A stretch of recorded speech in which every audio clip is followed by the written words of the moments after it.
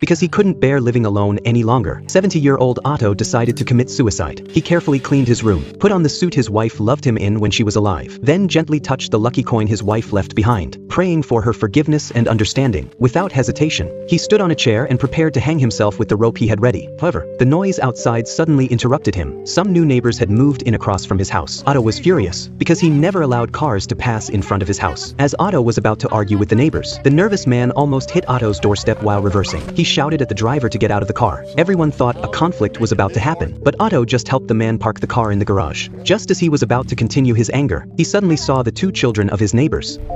Hello. What's your name? Otto. Otto? Otto. O-T-T-O. I'm Abby.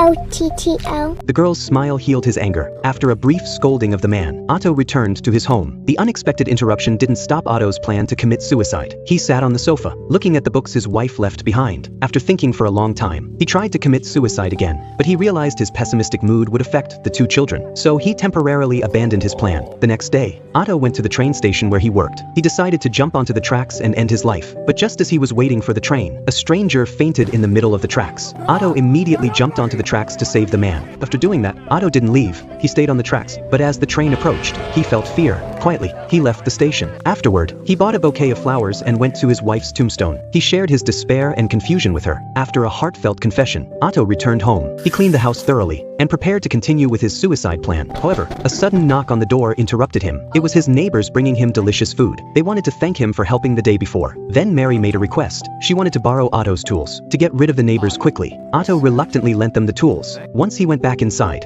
he first enjoyed the food the neighbors brought him. Then he prepared to hang himself for the third time. However, just as Otto was about to suffocate, the rope suddenly broke. Otto felt utterly hopeless.